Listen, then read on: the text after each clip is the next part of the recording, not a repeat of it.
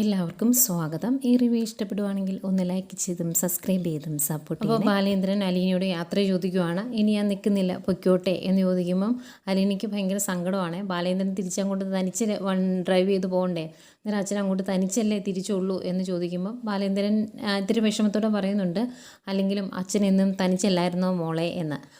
അന്നേരം അലീന വിഷമത്തോടെ അച്ഛൻ എന്താ അങ്ങനെ പറയുന്നത്, അച്ഛൻ്റെ കൂടെ ഞാനില്ലായിരുന്നോ എന്ന് ചോദിക്കുമ്പം നീ എത്ര കാലം എൻ്റെ കൂടെ ഉണ്ടായിരുന്നു, ഞാൻ ഈ ഭൂമിയിൽ വന്നിട്ട് 50 വർഷമായി, അതുവരെ എൻ്റെ കൂടെ നിന്നവരാരൊക്കെയാണെന്ന് എനിക്കറിയാം എന്നൊക്കെ പറയുന്നതേക്കും അലീനയ്ക്ക് ഭയങ്കര സങ്കടം വരുന്നേ. അലീനയുടെ കണ്ണൊക്കെ നിറഞ്ഞു വരുന്നു. അന്നേരം ഇവരിങ്ങനെ വിഷമിച്ച് നിൽക്കുന്ന കാണുന്നതേക്കും അങ്ങോട്ടേക്ക് സ്റ്റാൻലി വരുന്നുണ്ട്. സ്റ്റാൻലി ഒരു ചുമയൊക്കെ ചുമച്ചിട്ടാണ് വരുന്നത്. ഇവർ സംസാരിക്കുന്നത് നിർത്തട്ടെ എന്ന് ഓർത്തിട്ടായിരിക്കും. എന്തായാലും സ്റ്റാൻലിയുടെ അടുത്തോട്ട് വന്ന് കഴിയുമ്പോഴത്തേക്കും ബാലേന്ദ്രൻ പറയും, ഞാൻ ഇറങ്ങുവാണ്, ഇനി നിൽക്കുന്നില്ല എന്ന്. എന്നിട്ട് ബാലേന്ദ്രൻ സ്റ്റാൻലിയോട് പറയുന്നുണ്ട്, നിങ്ങൾക്ക് വളരെ ഈസി ആയിട്ട് നിങ്ങളുടെ മകളെ കിട്ടി, ഇവിടെ വരെ എത്തിക്കാൻ വേണ്ടി ഞാൻ ഇതിനിടയ്ക്ക് ഒരുപാട് കഷ്ടപ്പാടുകൾ സഹിച്ചു, ഒരുപാട് വേദനകൾ സഹിച്ചു. അത് ശാരീരികമായിട്ടും മാനസികമായിട്ടും നിങ്ങൾക്ക് അതൊന്നും സഹിക്കേണ്ടി വന്നിട്ടില്ല. അതുകൊണ്ട് തന്നെ ഞാൻ പറയുവാണ്, ഇവൾക്ക് യാതൊരു വിഷമവും ഇവിടെ ഉണ്ടാകരുത് എന്ന് പറയുവാണ്. എന്നിട്ട് അതിൻ്റെ കൂടെ പറയുന്നുണ്ട്, ഞാൻ എൻ്റെ ഊന്നുകൂടിയാണ് ഇവിടെ നിങ്ങൾക്ക് തന്നിട്ട് പോകുന്നത്, ഇനി എനിക്കെന്ത് സംഭവിക്കുന്നു, ഞാൻ എവിടെ വീണു പോകുമെന്നും എനിക്കറിയത്തില്ല എന്ന് പറയുമ്പോഴേക്കും ബാലേന്ദ്രൻ ഇങ്ങനെ വിങ്ങിപ്പൊട്ടി വരുവാണേ. അതിങ്ങനെ കടിച്ച് പിടിച്ച് നിൽക്കുവാണ്. അത് കാണുമ്പോൾ സ്റ്റാൻലിക്കും വിഷമം വരുന്നുണ്ട്, അലീനയ്ക്കും വിഷമം വരുന്നുണ്ട്. അതുകൊണ്ട് തന്നെ സ്റ്റാൻലി വന്ന് ബാലേന്ദ്രൻ്റെ കയ്യിൽ ഇങ്ങനെ പിടിക്കും. എന്നിട്ട് പറയുവാണ്, അതുകൊണ്ടാണ് ഞാൻ നേരത്തെ പറഞ്ഞത്, നിങ്ങളാണ് ഇവളുടെ യഥാർത്ഥ അച്ഛൻ, നിങ്ങളാണ് അച്ഛനും മകളും, ഞാനൊരു കെയർ ടേക്കർ മാത്രമാണ് എന്ന്. എന്നിട്ട് ബാലേന്ദ്രൻ എന്നാൽ ശരി ഞാൻ പൊയ്ക്കോട്ടെ എന്ന് ചോദിച്ച് അങ്ങ് പോവുകയാണ്. ബാലേന്ദ്രൻ പോകുന്ന കാണുമ്പോഴേക്കും അലീനയ്ക്ക് ഭയങ്കര സങ്കടം, ഇങ്ങനെ വിങ്ങിപ്പൊട്ടി വരുന്നു. അലീന പുറകെ ചെല്ലുന്നുണ്ട്. സ്റ്റാൻലി ഉണ്ട്. കുറച്ചുകൂടെ അങ്ങ് നടന്നതിന് ശേഷം വീണ്ടും ബാലേന്ദ്രൻ നിൽക്കും. എന്നിട്ട് സ്റ്റാൻലിയോട് പറയുവാണ്, ഞാൻ ഇതിനു മുമ്പ് നിങ്ങളോട് ഒരു തവണ പറഞ്ഞതാണ്, ഒരിക്കൽ കൂടി പറയുവാണ്, എപ്പോഴെങ്കിലും ഇവൾ നിങ്ങൾക്കൊരു ബുദ്ധിമുട്ടാണ് അല്ലെങ്കിൽ ശല്യമാണ് എന്ന് തോന്നിയാൽ, ഇവളെ കൊണ്ട് എന്തെങ്കിലും പ്രോബ്ലം നിങ്ങൾക്കുണ്ട് എന്ന് തോന്നിയിട്ടുണ്ടെങ്കിൽ ഒരു മിസ് കോൾ, ഒരൊറ്റ കോള് മതി, ഞാൻ വന്ന് ഇവളെ കൂട്ടിക്കൊണ്ട് പൊയ്ക്കോളാം എന്നിങ്ങനെ പറയുന്നു. അന്തേക്കും അലീനയ്ക്ക് കേൾക്കുമ്പോൾ ഭയങ്കര സങ്കടമാണ്. എന്നിട്ട് പോട്ടെ മോളെ എന്ന് പറഞ്ഞ് അവിടെ നിന്ന് ഇറങ്ങി പോരുവാണ്. അലീനയും കൂടെ ചെല്ലുന്നുണ്ട് കേട്ടോ. അത് കഴിഞ്ഞ് അവർ വണ്ടിയുടെ അടുത്ത് നീന്തിയും ബാലേന്ദ്രൻ ചോദിക്കും, ബാഗൊക്കെ എടുത്ത് വെക്കണ്ടേ എന്ന്. എന്നിട്ട് ബാഗൊക്കെ എടുത്ത് ബാലേന്ദ്രൻ ഡിക്കിയിൽ നിന്ന് പുറത്ത് വയ്ക്കും. അലീന അതുകൊണ്ട് സിറ്റ് ഔട്ടിൻ്റെ സൈഡിലോട്ട് വയ്ക്കുവാണ്. അത് കഴിഞ്ഞ് അലീന തിരിച്ചു വരും. തിരിച്ച് വന്നതിൻ്റെയും ബാലേന്ദ്രൻ ഇങ്ങനെ അലീനയുടെ മുഖത്ത് ഇങ്ങനെ നോക്കിയിട്ട്, ഇനിയൊന്നും പറയാനില്ലല്ലോ, ഇനിയൊന്നും എടുക്കാനില്ലല്ലോ എന്ന് ചോദിക്കുന്നു. അന്നേരം ഇല്ല എന്ന് പറയും. അന്നേരം ബാലേന്ദ്രൻ പറയുവാണ്, ഇപ്പോൾ തൊട്ട് മോള് ഇവിടുത്തെ ഈ വീട്ടിലെ ഒരു കുട്ടിയാണ്, ഇവിടുത്തെ ഒരു അംഗമാണ്, അതിനനുസരിച്ച് നിന്നോണം എന്ന് പറയുന്നു. അന്നേരം അലീനയ്ക്ക് സങ്കടം വരുന്നുണ്ട്. ഇനി അച്ഛൻ പൊയ്ക്കോട്ടെ എന്ന് ചോദിക്കുന്നു. അന്നേരം അലീന ഭയങ്കര സങ്കടത്തോടെ പറയുവാണ്, അച്ഛനോട് പോകുമ്പം എന്നെ ഏതോ കാട്ടിൽ കൊണ്ടിട്ടിട്ട് പോകുന്ന പോലെ എനിക്ക് തോന്നുവാണ്, ഞാൻ ഒറ്റപ്പെട്ടു പോയതുപോലെ തോന്നുവാണ് എന്നിങ്ങനെ പറയുക. അന്നേരം ബാലേന്ദ്രൻ വിഷമത്തോടെ പറയുന്നുണ്ട്, മോളെ അതിന് അച്ഛനിന്ന് തിരിച്ചു പോകുന്നില്ല, അച്ഛൻ ഇവിടെ പുനലൂർ എവിടെയെങ്കിലും ഒരു റൂം വാടകയ്ക്ക് എടുത്ത് അവിടെ ഉണ്ടാകും, നിനക്ക് എന്തെങ്കിലും വിഷമം ഉണ്ടെങ്കിൽ വിളിച്ചാൽ മതി, അച്ഛൻ തിരിച്ചു വന്നോളാം, നിന്നെ കൂട്ടിക്കൊണ്ട് പോയിക്കോളാം എന്ന് പറയുന്നു. അന്നേരം അലീന പറയും, വേണ്ട അച്ഛ, എനിക്ക് പ്രശ്നമൊന്നുമില്ല, ഞാൻ എവിടെയാണെങ്കിലും അഡ്ജസ്റ്റ് ചെയ്ത് നിൽക്കും, എനിക്ക് കുഴപ്പമൊന്നുമില്ല എന്ന്.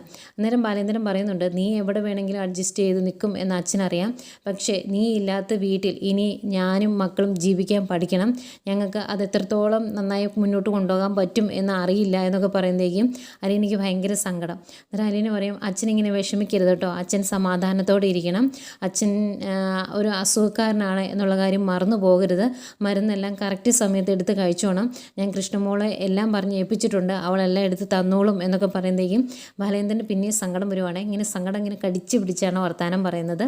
അന്നേരം ബാലേന്ദ്രൻ പറയും, അതൊക്കെ ചെയ്തോളാം മോള്, അതൊന്നും ഓർത്ത് വിഷമിക്കണ്ട എന്ന് പറയുന്നു.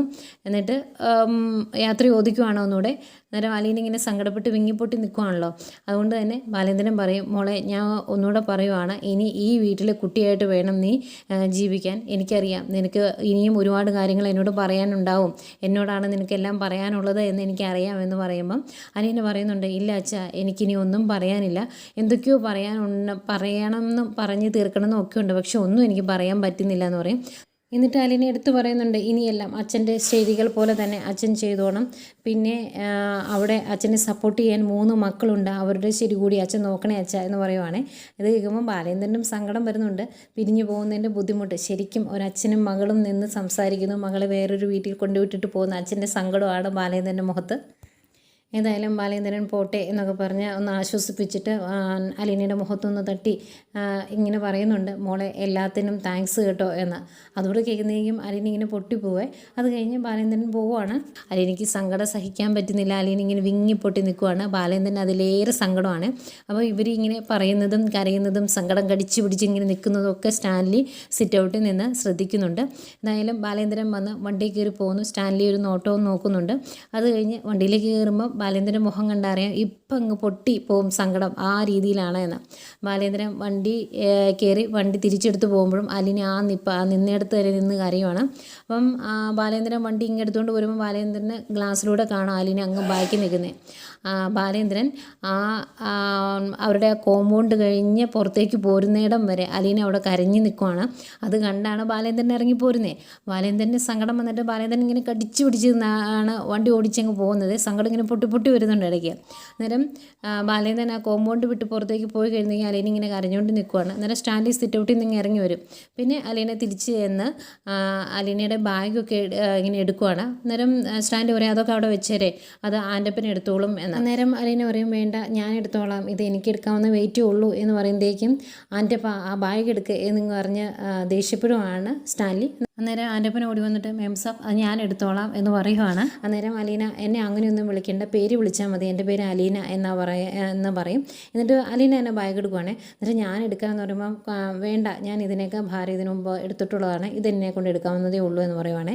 പിന്നെ അവിടെ വെച്ച് എതിർക്കാനൊന്നും പറ്റില്ലല്ലോ സ്റ്റാൻലിക്ക്, അതുകൊണ്ട് സ്റ്റാൻലി ഒന്നും മിണ്ടുന്നില്ല. അന്നേരം അലീന പറയും എനിക്ക് റൂം ഏതാണെന്നൊന്ന് കാണിച്ചു തന്നാൽ മതി എന്ന് ആൻ്റപ്പനോട്. അന്നേരം വാ ഞാൻ കാണിച്ചു തരാമെന്ന് പറയും. അലീന അങ്ങ് കയറിപ്പോയി കഴിയുമ്പോഴും ഇങ്ങനെ ഇവിടെ നോക്കി നിൽക്കുക. അന്നേരം ആ റൂം കൊണ്ട് കാണിച്ചു കൊടുക്കാൻ എൻ്റെ പയ്യൻ എല്ലാം ഓർഡർ കിട്ടിയാലേ ചെയ്യുള്ളൂ, താൻ എന്നാ നന്നാവുന്നേ എന്ന് ചോദിക്കുമ്പോൾ നന്നാവും സാബ് എന്ന് പറഞ്ഞിട്ട് കയറി പോകുന്നുണ്ട്. അങ്ങനെ അലീനയുടെ റൂം കൊണ്ട് കാണിക്കുവാണ് ആൻ്റപ്പൻ. ചെല്ലുമ്പം വലിയ ആർഭാടത്തിൽ നല്ല വലിയ റൂം, വലിയ കട്ടിലും സോഫയും അലമാരിയും എല്ലാം ഉള്ള നല്ലൊരു റൂം. എന്നിട്ട് ഇങ്ങനെ കണ്ടിങ്ങനെ നോക്കി നിൽക്കുവാണ് അലീന.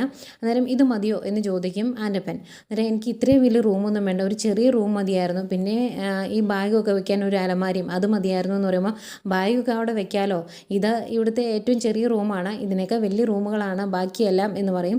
അപ്പോഴത്തേക്കും 2-3 പട്ടിക്കുട്ടന്മാർ അങ്ങോട്ട് ഓടി വരുവേ. അത് വന്നിട്ട് ഇങ്ങനെ അലീനയുടെ അടുത്ത് ഇങ്ങനെ സ്നേഹത്തോടെ ഇങ്ങനെ തൊട്ടുരുമ്പി ഇങ്ങനെ നിൽക്കുക. അന്നേരം അലീന അവരോട് ചോദിക്കും നിങ്ങൾ എവിടെയാണ് കിടക്കുന്നത്, നിങ്ങളുടെ കൂടിൻ്റെ അടുത്തായിട്ട് ഒരു കുട്ടി റൂം മതിയായിരുന്നു എനിക്ക് എന്ന്. അന്നേരത്തേക്കും അങ്ങോട്ടേക്ക് സ്റ്റാൻലിയും കയറി വരുവേ. സ്റ്റാൻലി പട്ടികളോട് പറയുന്നുണ്ട് ഈ റൂമിൽ മാത്രം വന്ന് കയറിയേക്കരുത്, പെട്ടെന്ന് അകത്തേക്ക് പോകുമെന്ന്. അന്നേരം അവർ അവിടെ നിന്ന് ഇറങ്ങി പോകുന്നു. പോയി കഴിയുമ്പം സ്റ്റാൻലി റൂമിലേക്ക് വന്നിട്ട് അലീനയോട് പറയുന്നുണ്ട് അതെ ഇതാണ് ഇനി തൊട്ട് അലീനയുടെ റൂം, ഇവിടെ എന്തെങ്കിലും കുറവുണ്ടെങ്കിൽ പറയണം എന്ന്. എന്നിട്ട് ആൻ്റപ്പനോടായിട്ട് പറയുന്നുണ്ട് ആൻ്റപ്പൻ ഈ റൂമിൽ ഒരു TV വെക്കണം, പിന്നെ അലീനയ്ക്ക് വേണ്ട കോസ്മെറ്റിക് ഐറ്റങ്ങൾ അങ്ങനെ എന്തെങ്കിലും വേണമെങ്കിൽ അതിൻ്റെ എല്ലാം ലിസ്റ്റ് എടുക്കണം, നമുക്കതൊക്കെ പോയി മേടിക്കാം എന്നൊക്കെ പറയുമ്പം അലീന പറയുന്നുണ്ട് എനിക്ക് അതൊന്നും വേണ്ട എന്ന്. അതുപോലെ എനിക്ക് ആവശ്യമുള്ള സാധനങ്ങളൊക്കെ എൻ്റെ കയ്യിലുണ്ട് എന്ന് പറയുമ്പം സ്റ്റാൻലി പറയുവാണ് ഇനി തൊട്ട് അലീന ഇവിടെയാണ് ജീവിക്കുന്നത്, അന്നേരം ഇവിടുത്തെ ലൈഫ് സ്റ്റൈൽ അനുസരിച്ച് വേണം ജീവിക്കാൻ, എന്തെങ്കിലും വേണമെങ്കിൽ നമുക്ക് മേടിക്കാം, അല്ലെങ്കിൽ ഒരു കാര്യം ചെയ്യാം നമുക്ക് 2 പേർ കൂടെ നാളെ ഒരു ഷോപ്പിങ്ങിന് പോവാം, അന്നേരം വേണ്ട സാധനങ്ങളെല്ലാം മേടിക്കാം, ഡ്രസ്സോ കോസ്മെറ്റിക്സോ എന്ത് വേണമെങ്കിലും വാങ്ങിക്കാം എന്ന് പറയുമ്പം അലീന പറയുന്നുണ്ട് ഡ്രസ്സൊക്കെ എൻ്റെ കയ്യിലുണ്ട്, ആവശ്യത്തിലധികം ഉണ്ട് എന്ന് പറയുമ്പം സ്റ്റാൻലി പിന്നെയും പറയും അതൊക്കെ കയ്യിലിരുന്നോട്ടെ വേറെ മേടിച്ചെന്ന് ഓർത്ത് കുഴപ്പമില്ലല്ലോ എന്ന്. അന്നേരം അലീന പറയുവാണ് എൻ്റെ ജീവിതത്തിൽ ഞാൻ ഒരുപാട് ബുദ്ധിമുട്ടുകൾ അനുഭവിച്ചിട്ടുണ്ട്, പിഞ്ചിപ്പോയ ഡ്രസ്സ് തുന്നി ഞാൻ ഇട്ടിട്ടുണ്ട്, ഒരു പുതിയ ഡ്രസ്സ് ഇടാൻ ഞാൻ ഒരുപാട് ആഗ്രഹിച്ചിട്ടുണ്ട്, അന്ന് കിട്ടാത്തതൊന്നും എനിക്കിപ്പോൾ വേണ്ട എന്ന് പറയുവാണ്. അന്നേരം അത് കേൾക്കുന്ന സ്റ്റാൻലിക്ക് അങ്ങ് കൊള്ളു കേട്ടോ, ആകെ ഇങ്ങനെ വിഷമിച്ചിങ്ങനെ മുഖത്തേക്ക് കുറച്ച് നേരം നോക്കും. എന്നിട്ട് സ്റ്റാൻലി ഇത്തിരി വിഷമത്തോടെ പറയുവാണ് എനിക്കറിയില്ലായിരുന്നല്ലോ നിന്നെപ്പോലൊരു മകൾ എനിക്ക് ജീവിച്ചിരിപ്പുണ്ട് എന്ന്, എൻ്റെ മകൾ ഇത്രത്തോളം ബുദ്ധിമുട്ട് അനുഭവിക്കുന്നുണ്ടെന്നും എനിക്ക് അറിയില്ലായിരുന്നല്ലോ, അതുകൊണ്ടല്ലേ എന്നിങ്ങനെ ചോദിക്കുവാണ്. അന്നേരം അലീന പറയും ഞാൻ അങ്ങനെ പരാതിയായിട്ട് പറഞ്ഞതല്ല, ഞാൻ അനുഭവിച്ച ഒരു രീതി ഞാൻ പറഞ്ഞതാണ്, അങ്ങനെ വളർന്നു വന്ന എനിക്ക് പൈസ ആവശ്യമില്ലാതെ ചിലവാക്കുന്നത് എനിക്ക് ഇഷ്ടമല്ല എന്ന് പറയുമ്പം സ്റ്റാൻലി പറയുന്നുണ്ട് അതൊക്കെ പോട്ടെ സാരമില്ല നമുക്ക് നോക്കാമെന്ന്. എന്നിട്ട് എന്തെങ്കിലും ആവശ്യമുണ്ടെങ്കിൽ പറഞ്ഞാൽ മതി കേട്ടോ എന്ന് പറഞ്ഞിട്ട് സ്റ്റാൻലി റൂമിൽ നിന്ന് അങ്ങ് പോകുന്നു. അന്നേരം ഇങ്ങനെ ആകെ വിഷമിച്ച് ഇങ്ങനെ ചുറ്റും ഇങ്ങനെ നോക്കി നിൽക്കുക കേട്ടോ അലീന. അതുപോലെ തന്നെ അത് കഴിഞ്ഞ് ബാലേന്ദ്രനെ കാണിക്കുന്നുണ്ട്. ബാലേന്ദ്രൻ വണ്ടി ഓടിച്ച് മുന്നോട്ട് പോകുന്നുണ്ടെങ്കിലും സങ്കടം ഇങ്ങനെ ഉള്ളിൽ ഒതുക്കിയാണ് ഇരിക്കുന്നത് എന്ന് കണ്ടാൽ അറിയാം. കണ്ണൊക്കെ ഇങ്ങനെ നിറഞ്ഞു വരുന്നുണ്ട് ഇടയ്ക്ക്. അങ്ങനെ വണ്ടി ഓടിച്ച് പോകുന്നതിനിടയ്ക്ക് വണ്ടി നിർത്തും. എന്നിട്ട് കുറച്ച് നേരം അങ്ങനെ വിഷമിച്ചിരിക്കുകയാണ്. കുറച്ച് നേരം സീറ്റിൽ ഇങ്ങനെ ചാരി കിടക്കും. എന്നിട്ട് കണ്ണൊക്കെ തുടച്ച് ഒന്നുകൂടി ഒന്ന് റിലാക്സ് ആയിട്ട് പിന്നെ വണ്ടി എടുത്തുകൊണ്ട് പോരുവാണ്. ബാലേന്ദ്രൻ ബാലേന്ദ്രന് സഹിക്കാൻ പറ്റുന്നില്ല അലീനെ അവിടെ വിട്ടിട്ട് പോകുന്നത്. അങ്ങനെ വണ്ടി ഓടിച്ച് മുന്നോട്ട് പോരുന്ന സമയത്ത് ബാലേന്ദ്രൻ്റെ ഫോണിലേക്ക് ഒരു കോൾ വരുന്നു. അത് നമ്മുടെ മനുവാണ്. ഫോൺ എടുത്തിട്ട് അങ്കിളെ ഇപ്പോൾ എവിടെയാണ് എന്ന് ചോദിക്കുമ്പം ഞാൻ കുളത്തുപുഴയിൽ നിന്ന് തിരിച്ചു പോന്നുകൊണ്ടിരിക്കുവാണ് എന്ന് പറയും. എന്നിട്ടും നീ എവിടെയാ എന്ന് ചോദിക്കും. ഞാനിവിടെ കടപ്പാട്ടൂരുണ്ട്, ആൻറ്റിയനെ കൊണ്ടാക്കാൻ വേണ്ടി വന്നതാണ്. മുഖ്യ ശത്രു അലീന പോയല്ലോ, അതുകൊണ്ട് ഇവിടെ വന്ന് ഭരണം പിടിച്ചെടുത്തിട്ടുണ്ട് എന്ന് പറയുമ്പം ബാലേന്ദ്രൻ ആര് വൈജിയോ എന്ന് ചോദിക്കും. അന്നേരം അതെ എന്ന് പറയുമ്പം അവൾ ജയിച്ചു എന്നൊരു മട്ടിലായിരിക്കുമല്ലേ അങ്ങോട്ട് വന്നത് എന്ന് ചോദിക്കുമ്പം സ്വാഭാവികമായിട്ടും അങ്ങനെ ആയിരിക്കുമല്ലോ എന്നിങ്ങനെ മനു പറയും. അന്നേരം ബാലേന്ദ്രൻ പറയുന്നുണ്ട് തോറ്റു തുന്നം പാടാൻ അവൾ പോകുന്നതേ ഉള്ളൂ, അത് അവൾക്ക് അറിയത്തില്ലല്ലോ, നമുക്ക് നോക്കാമെന്ന്. അന്നേരം മനു ചോദിക്കും അലീനയ്ക്ക് അവിടെ എങ്ങനെയുണ്ട്, അവൾക്ക് അവിടെയൊക്കെ ഇഷ്ടപ്പെട്ടോ, അവിടെയുള്ളവരൊക്കെ അവളെ അംഗീകരിക്കുമോ എന്നൊക്കെ ഇങ്ങനെ ചോദിക്കുവാണ്. അന്നേരം അതൊന്നും എനിക്കറിയില്ല, ഞാൻ എൻ്റെ കടമ നിർവഹിച്ചു എന്ന് ബാലേന്ദ്രൻ പറയുന്നു. അന്നേരം മനു ചോദിക്കുന്നുണ്ട് ഈ സ്റ്റാൻലിക്ക് മക്കളും ഭാര്യയൊക്കെ ഇല്ലേ, അവർക്കൊക്കെ അലീന അവിടെ ചെന്ന് താമസിക്കുന്നത് ഇഷ്ടപ്പെടുവോ, അവരൊക്കെ അംഗീകരിച്ചിട്ടാണോ അലീന അയാൾ അങ്ങോട്ട് കൂട്ടിക്കൊണ്ട് പോയത് എന്നൊക്കെ ചോദിക്കുമ്പം ബാലേന്ദ്രൻ പറയുന്നുണ്ട് അതൊന്നും എനിക്കറിയില്ല എന്ന്. അന്നേരം മനു പിന്നെയും പറയുവാണ് അതൊന്നും അവർക്ക് അറിയില്ല എങ്കിൽ പിന്നീട് വലിയ പ്രശ്നങ്ങൾ ഉണ്ടാകില്ലേ എന്നുകൂടി ചോദിക്കുമ്പം ബാലേന്ദ്രൻ പറയുന്നുണ്ട് അങ്ങനെ പ്രശ്നങ്ങൾ എന്തെങ്കിലും ഉണ്ടായിട്ടുണ്ടെങ്കിൽ അവർ തന്നെ അത് സോൾവ് ചെയ്തോളും, നമുക്ക് ആവശ്യത്തിലധികം പ്രശ്നങ്ങളില്ലേ മനു, അതിൻ്റെ കൂടെ കുളത്തുപുഴയിലെ പ്രശ്നങ്ങൾ കൂടി നമ്മുടെ തലയിലെടുത്ത് വെക്കാൻ പറ്റുമോ എന്നിങ്ങനെ ചോദിച്ച് ആകെ വിഷമത്തോടെ ഇരിക്കുന്ന ബാലേന്ദ്രനെ കാണിച്ചുകൊണ്ട് ഇന്നത്തെ കഥ തീരുന്നു. പിന്നെ നാളത്തെ പ്രൊമോ കാണിക്കുന്നുണ്ട്. പ്രൊമോയിലാണ് നമ്മുടെ വൈജയന്തിയുടെ യഥാർത്ഥ ഭരണം നമ്മൾ കാണാൻ പോകുന്നത്. വീട്ടിലെ അത്യാവശ്യ ഭരണത്തിന് ശേഷം ബാലേന്ദ്രൻ്റെ ലാപ്ടോപ്പ് എടുത്ത് പരിശോധിക്കുന്നു. എന്നിട്ട് ഏതാണ്ട് വലിയ കണ്ടുപിടിച്ചതുപോലെ മക്കളോടും മനുവിനോടും ഒക്കെ ആയിട്ട് പറയുവാണ് ഇത് കണ്ടുപിടിക്കാൻ വേണ്ടിയാണ് ഞാൻ ഇങ്ങോട്ട് വന്നത്. അവൾ ഇവിടുന്ന് പോകുന്നതിന് മുമ്പ് അവൾക്ക് 15 ലക്ഷം രൂപയുടെ സ്വർണവും 17,000 രൂപയ്ക്ക് അടുത്തുള്ള ഡ്രസ്സും വാങ്ങിച്ചു കൊടുത്തിട്ടുണ്ട്. എന്തിനാണ് അത്രയും വാങ്ങിച്ചു കൊടുത്തത്, ഒരു വേലക്കാരി ഈ വീട്ടിൽ നിന്ന് പോകുമ്പം ഇത്രയും കൊടുക്കേണ്ട ആവശ്യം എന്തായിരുന്നു, ആരാണ് അവൾ ബാലേന്ദ്രന് എന്നൊക്കെ പറഞ്ഞ് ഭയങ്കരമായിട്ട് ഇങ്ങനെ പൊട്ടിത്തെറിച്ച് പ്രകടനം നടത്തുവാണ്. അന്നേരം ബബിത പറയുന്നുണ്ട് ഈ ആഭരണങ്ങളെല്ലാം അച്ഛൻ ഞങ്ങളെങ്ങനെ കാണിച്ചിരുന്നു, ഞങ്ങളാണ് അതെല്ലാം ഇടിയിച്ച് ചേച്ചിയെ ഒരുക്കി വിട്ടത്, അതിന് അമ്മയ്ക്ക് എന്താ എന്ന് ചോദിക്കുമ്പോൾ അതെനിക്ക് അറിയണം എന്ന് പറയുവാണ്.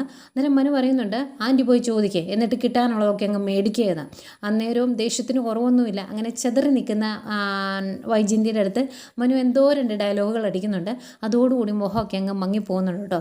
ഏതായാലും മനുവിന് അറിയാവുന്ന കാര്യങ്ങളൊന്ന് ചെറുതായിട്ടൊന്ന് സൂചിപ്പിച്ച് വെക്കുമായിരിക്കും. കാരണം ഇനിയും അഹങ്കാരം കാണിച്ചിട്ടുണ്ടെങ്കിൽ ബാലേന്ദ്രൻ ചവിട്ടിക്കൂട്ടി മൂലയിലാക്കും എന്ന് മനുവിന് അറിയാമല്ലോ. ഏതായാലും അത്രയും പറയുമ്പോൾ അങ്ങ് മുഖം മങ്ങി നിൽക്കുന്ന വൈജയന്തിയെ കാണിക്കുന്നു.